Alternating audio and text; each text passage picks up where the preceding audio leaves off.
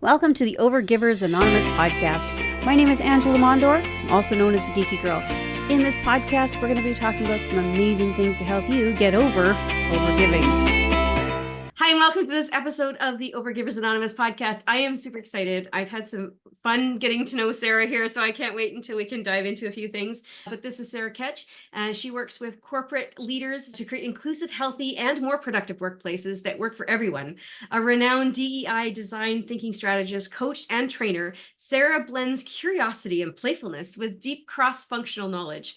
She prides herself in helping teams move out of stressful dysfunction to create human-focused workplaces and cultures where critical thinking and people are encouraged and valued. Sarah carries the collective experience of the neurodivergent community into the solutions she co-creates with her clients.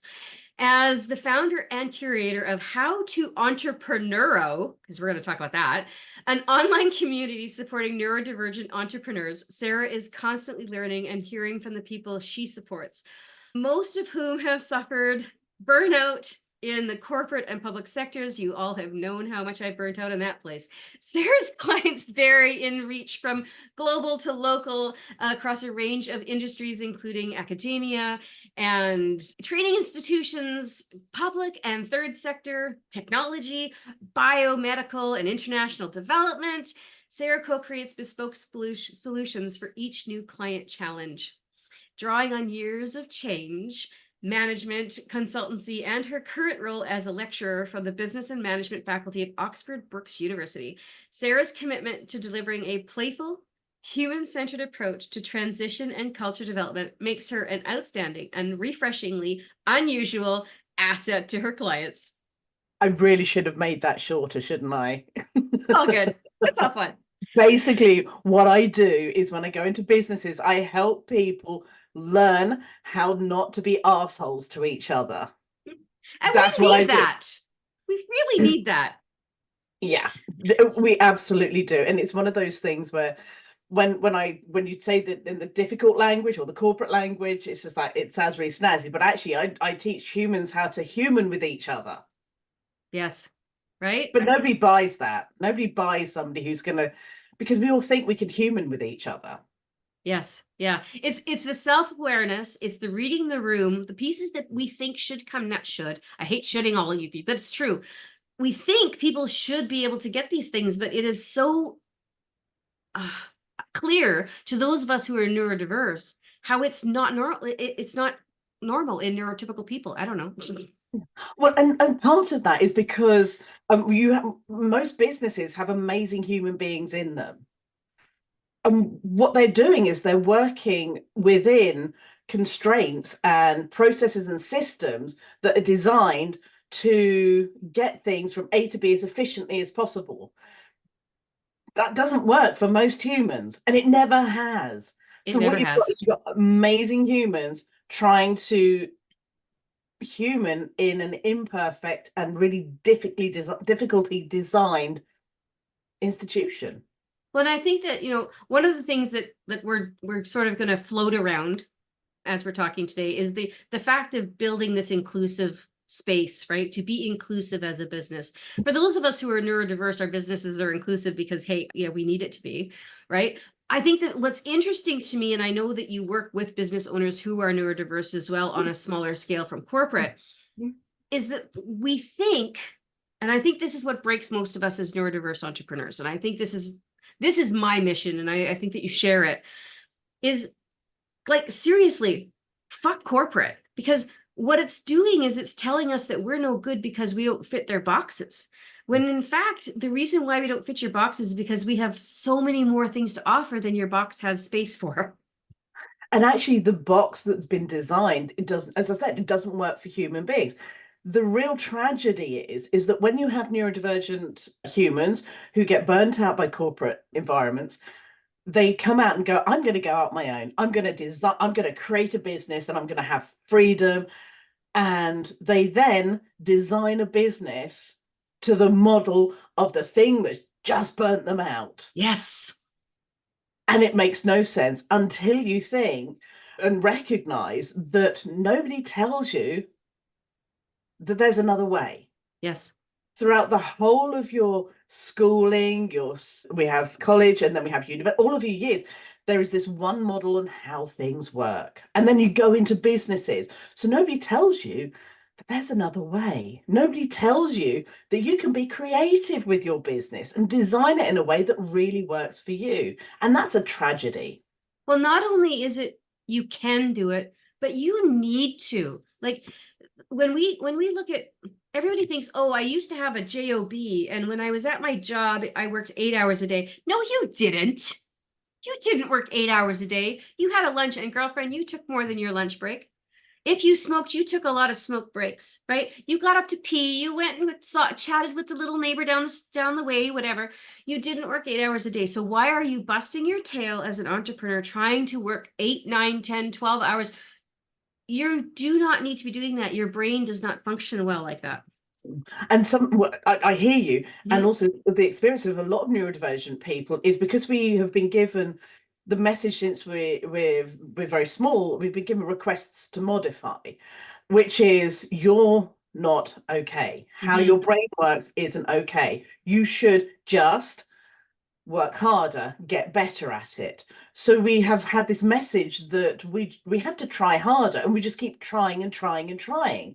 So although the Karens of this world will have gone out for smoke breaks and walked down the hall and la la la la, most neurodivergent people you'll find will be working extra hours, they'll be working twice as hard, they'll be doing over and above, they'll be volunteering for projects because they're trying to be good enough in a world and a business that is not designed to acknowledge their brilliance or to support them to deliver good.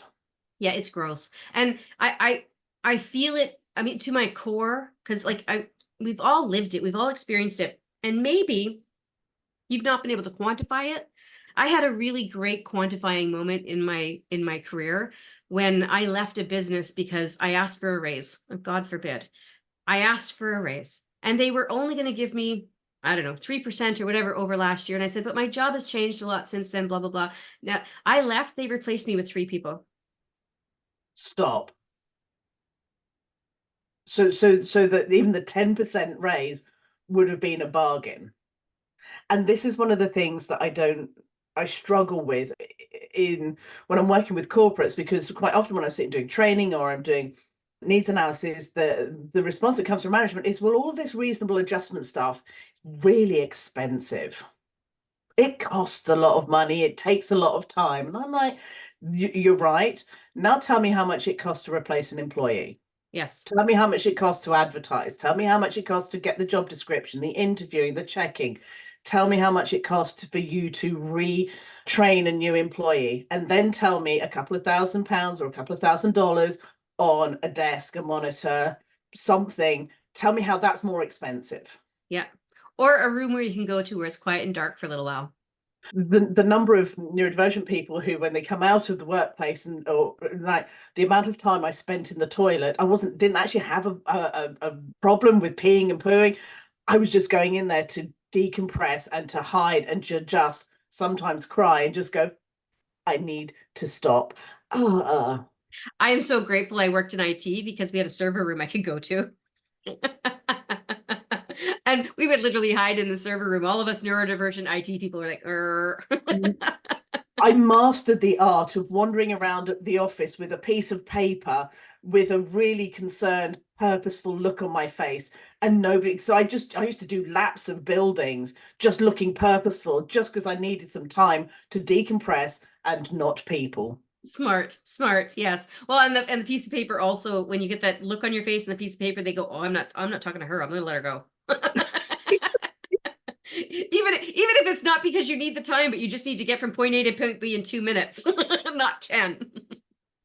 But it's also really sad because it's not until you go through your neurodivergent awareness journey that you start unpicking all of these adjustments that you make and these coping strategies that you go, oh, what do you mean not everybody does this? Right? Yeah.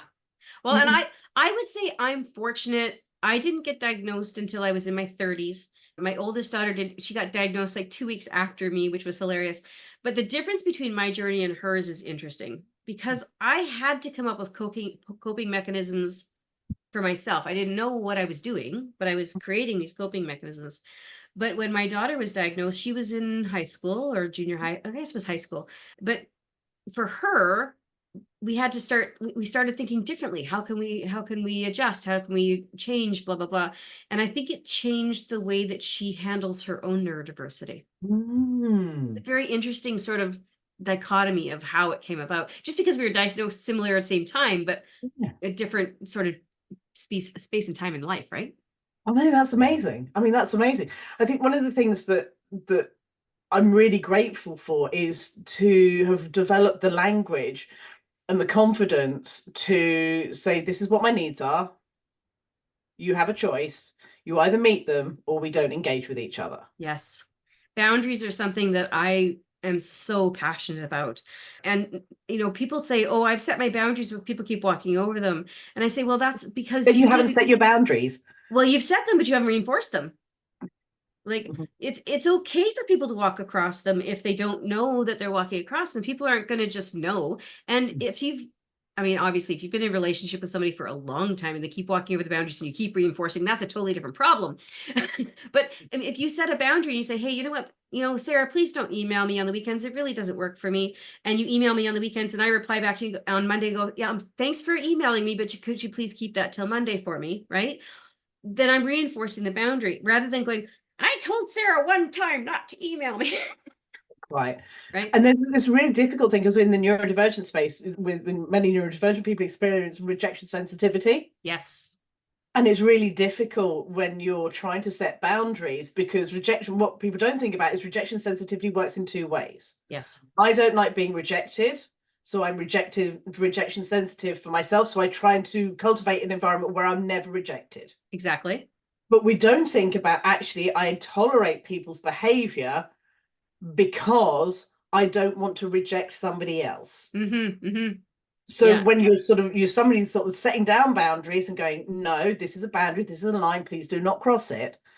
It then sort of becomes difficult because I don't want to give a rejection to that person, which then means I'm enforcing my boundaries. So it's a difficult thing to navigate. It's extremely difficult to navigate. And, a lot of us with neurodiverse, and so there's different scopes, right? So for those of us who have the rejection sensitivity part, there's also neurodiverse people who don't have any of that.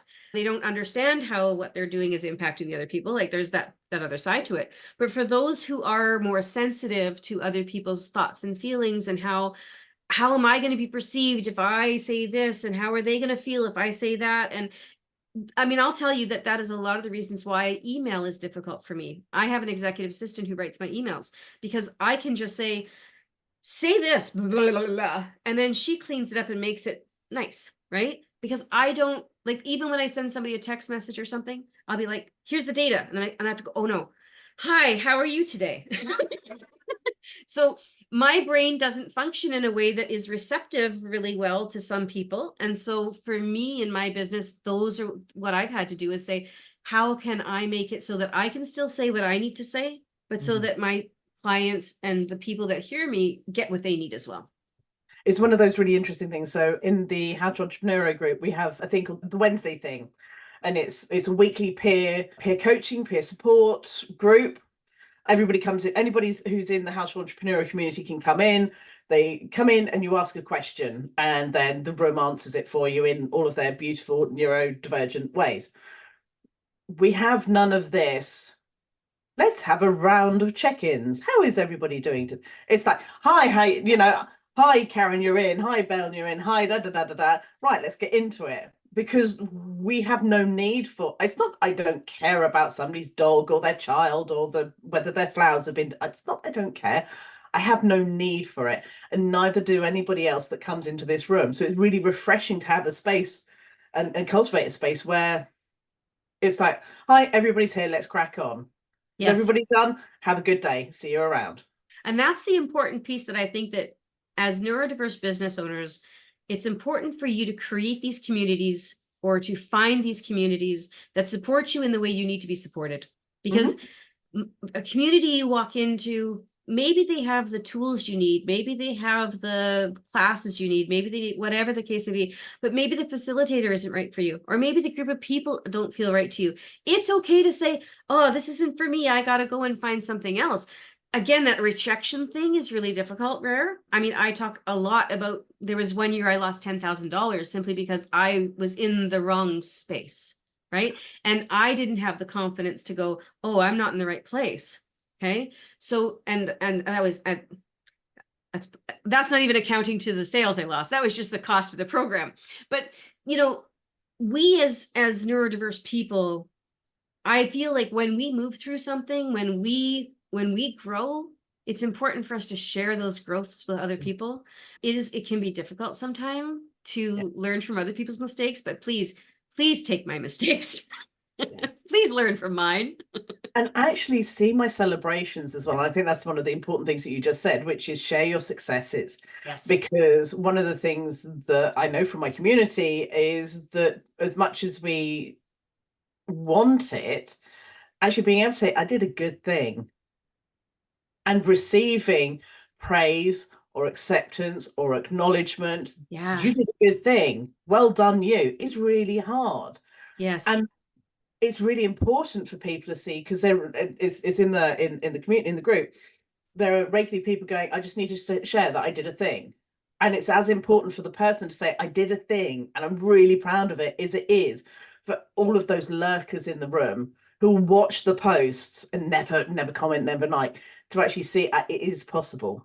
Yes. It is possible for me to be moderately, profoundly experiencing co-occurring difficulties. It is possible for me to experience this in my life and have a successful business, whatever success means to you.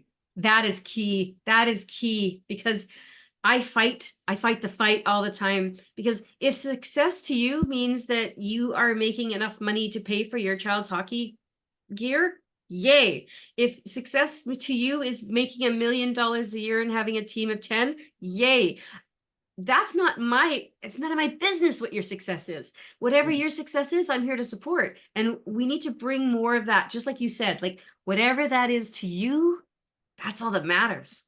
And I think when people setting up their business, again, this is this neurotypical model of how you should plan a business, what success is. If you Google business planning, you will see a whole fuck ton of stuff around set yourself some SMART goals. What are your sales projections? Who's your target audience? All of this crap. And you fill these business plans and you put them on the shelf, even if you get through your damn business plan, because hello, ADHD, I'm going to get 2 pages in, get bored. Hello, dyslexia, you're asking me to write 1,000 words. You know, hello, autism, you're asking me to sort of think in an abstract. Just doesn't work. Yes. So there's this curiosity and allowing you to have experimentation on actually what's going to be meaningful for you. What's the journey you want to take, and in which direction do you want to take that? So you're setting not a target, not a goal, not even an aspiration, but you're saying, where am I heading? What journey do I want to go on? Yeah. Because it's much, and I get sort of, it grinds my gears when you sort of look on sort of social media and look at marketing and stuff. People are like, get yourself to a 10K month. Well, maybe I don't want a 10K month, because there's a lot of hassle that comes with a 10K month. There really is. But also a 10K month is quite an abstract concept. Mm-hmm. Well, people don't understand what it takes, first of all, what it takes to get there, or what it takes to sustain it, or what it takes to actually, you're not actually taking 10K home, let's be honest. You need a team, because you can't do that shit on your own. I mean, I used to sort of say, if someone says get a 10K month, it's like, yeah, I can get a 10K month, but that might be I only get one 10K in month in a 12-month period. And then you're exhausted for the next 3 months. Exactly that. Yeah. But also it's more about for me, it's more about setting a journey that's something really meaningful to you.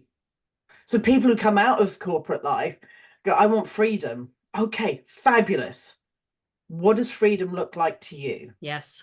What does that freedom actually mean to you? Does freedom mean you have a camper van and you go away for 4-day weekends? Does freedom mean you have the car of your dreams? Does the freedom to you mean you can get food delivered from hut to home? And it's like, define your freedom, define your success in a way that's meaningful for you. Yes. And then walk back from that. What do I need to achieve my freedom? Yes. Because then the freedom becomes the intention and the journey, not a 10K month. Yeah, there's interesting. I'm a project manager brace brain. I have a really interesting brain, even though I have ADHD and all those other kinds of fun stuff. I also have something called OCPD, which is obsessive compulsive personality disorder. I really like things to be in boxes. Boxes have to have things. I kind of like it, which allows me to be able to see sort of the corporate side and the non-corporate side when it comes to planning.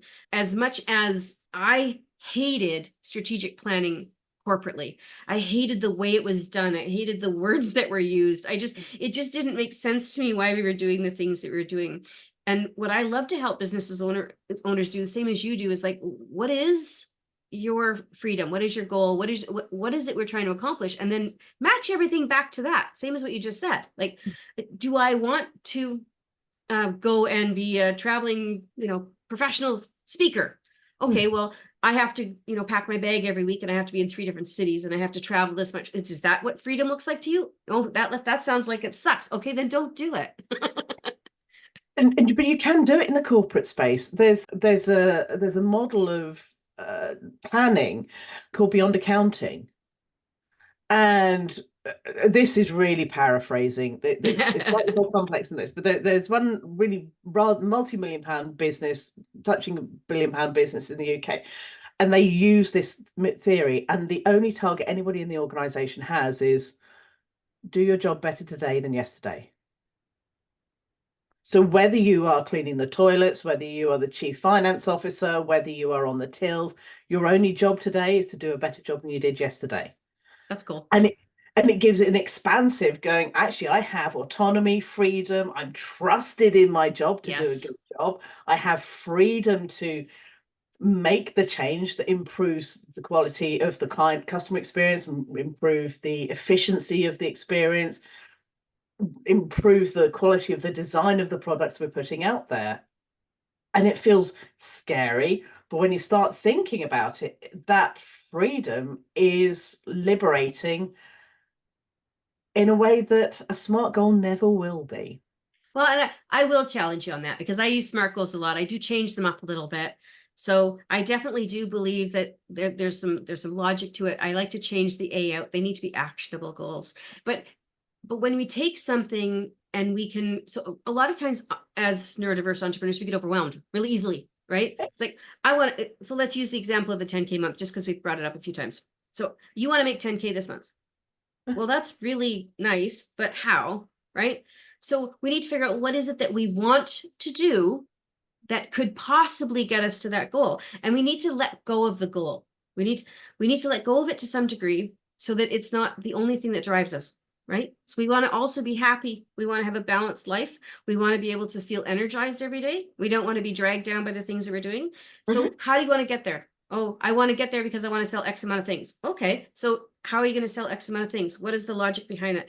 Because we do need to break it down. And then when we break it down from those boulders to the pebbles to the rocks, like we break it down into sand, then every day we're only working on the little things. And they're actionable items that we don't have to think about. Because I don't know about you, but I know myself and a lot of others. If I look at something and go, oh, I have to write an email campaign that has 17 emails in it. Huh? What? Where do I start? All of a sudden my brain's going, yeah, that's too big. Right? But if I go, I need to write down I can't even speak right now, but that's okay. What is the theory of this one email, right? Oh, what's the content pillars? Content, yeah. What's the one thing I want to talk about in this email? That's way easier than I've got to write 17 and they all have to interact with each other, right? So breaking it down into small pieces, I think, has been really successful for lots of and I use the first next step approach. because when you've got somebody who is overwhelmed, and actually in the Wednesday thing today, we had a wonderful human who came in. It was like, I know I need to do some things, but every time I think about it, my brain goes, what if, what if, what if, what if, what if, what if? And they were creating a decision tree that from this one tiny decision, they were so overwhelmed by options, they're like, I can't even cope with it. Yes. So we break it down. Okay, so what's the first next step? Yes. And they were like, well, I could do this. And then what if, what if, what if, what if? It's okay, that's not the first next step. Okay, step one back. What's the step before that? And you walk back until the first step. And it might be sit up in bed. Yes. That might be your first. And then what's your next first step? Put one foot on the floor. What's your next step? If you're sitting at a computer and you're overwhelmed, okay, so what's your first next step? Open a document. Yeah. What's your next step? Write a title. And so it's sort of like going backwards to actually the tiniest step that you need to take, which is doable and achievable. And then you break your inertia and keep focusing on it's the 1% theory, isn't it? Because if you focus on your 10K goal, as you're saying, focus on your 10K goal, that's enormous. But actually, if you focus on 1% improvement and keep walking 1%, you will then get there. I hear you. And that is the one thing that I think helps most people. And the other thing to remember is that you might not be the person that your first step is sitting up in bed. Your first step might be go make breakfast or go to the toilet or brush your teeth. Like you might not have to say sit up in bed, take the covers off, put your foot on the floor, but you have to find what's right for you. And that's where the experimental piece comes in. And give yourself grace and encourage yourself and honor your own self to know that today's goals or today's first steps, maybe in 6 months they're different, and be okay with changing that too. Maybe there's a lot going on in your life and maybe you didn't have to write down your first step was sit up in bed one day, but maybe it is today, and that's okay too. And I find quite often is that entrepreneurs, they're absolutely smashing out the park. I'm not there yet. I'm still not there yet. And it's like, okay, let's look at the gap in the gain. Because what you're doing is you're looking at the gap from where you are now to where you want to be. Let's have a look at the last 6 months. What gains have you made? And then using the measures that works for those people, or okay, so what have you done over the last 6 months? Let's just do this. Okay, so although you're between here and where you want to be ultimately, we've got a way to go. Let's acknowledge that you've already made some gains. And I think that's something that is very, very difficult for most neurotypical people to see, because they are so focused on trying to be normal or trying to fit in or trying to be successful in other people's eyes, that whole concept of, not wanting to be shunned and that kind of idea, right? But when you're looking at not acknowledging where you've come from, then you're so busy focused on the stretch in front of you that you exhaust yourself, and you'll because you're never getting there. Let's be honest. We are never going to get to our end result of successfulness because we keep moving the goalpost. So we have to acknowledge that we've done some good things so that when we move the goalpost, we understand, hey, we moved the goalpost. There are two activities I absolutely love. Number one is the monthly to-do list. Yeah. And it's 90 seconds. 90 seconds, just get a piece of paper and a pen. What did you do this month? And just achieve it. The second thing I use a project management tool. So I have a list of doom. Yes. And that's a list of all of the things I need to do. And then every time I move it to the list of done. Nice. And then every month I create a new list of done. And what I can see this list of done growing and growing and growing. And it's a dopamining exercise. And it's a reminder that I may feel today that I haven't been as productive or as effective as I might have planned or ideally wanted to be. But look at my done list. I've got some shit off there. I've done something. The list is growing. Yes. Yeah. And that's the piece, right? Finding out what it is that drives you, knowing who you are as a human being and how your brain operates. For some people, they love the check marks, right? They need to see the check marks. For some people, they need to give themselves a reward that if I do this, then I'm going to be able to go do this. Or if I do this, then I'm going to get a brownie out of it, whatever the case may be. Whatever drives you, whatever gives you that dopamine to keep moving forward, it doesn't matter what it is for you, just understand what it is for you and give it to yourself.